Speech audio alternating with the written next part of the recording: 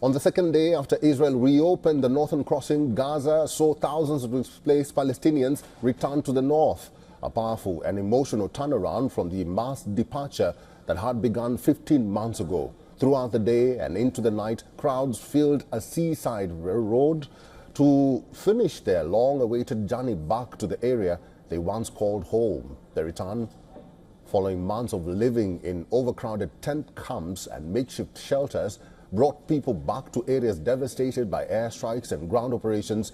As they made their way back, many carried little more than bedrolls, water bottles, and a few belongings, knowing their homes are likely destroyed.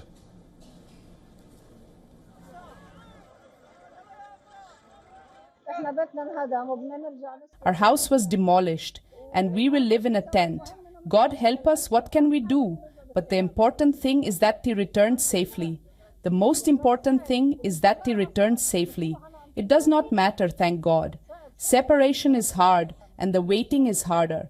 I have been waiting for them since the morning. The waiting is hard.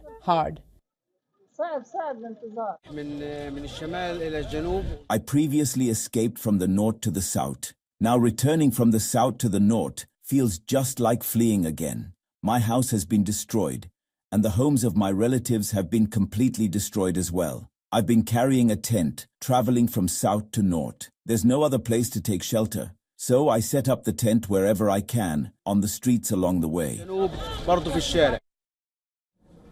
The journey was exhausting at the beginning. Streets became the temporary shelter of some Palestinians, while others awaited in the darkness for relatives they had lost in the crowd.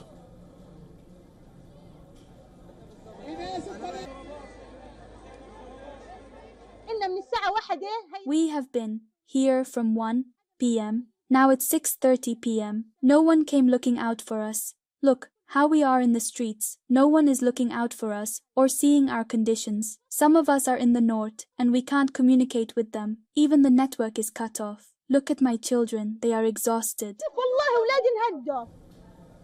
According to authorities, more than 300,000 people had crossed into Gaza City and the north edge of the enclave on day one. The return follows Israel's decision to open the north for the first time since the onset of hostilities with Hamas.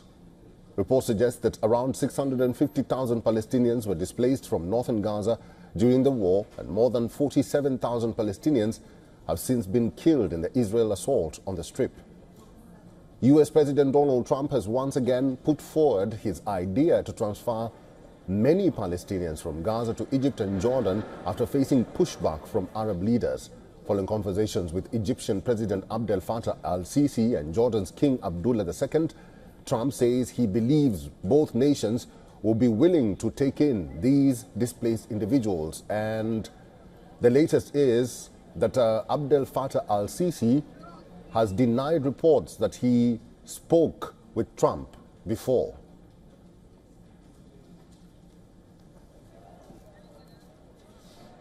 So we are seeing very dramatic scenes today of tens of thousands, perhaps hundreds of thousands of people streaming back on foot, walking along the coast toward their former homes in northern Gaza. We also see some movement of private vehicles moving through checkpoints that are manned by private American security firms. Now, this does not mean that the war is over. This is not an end to the war, but it is an end to the war as we have known it in these past few months.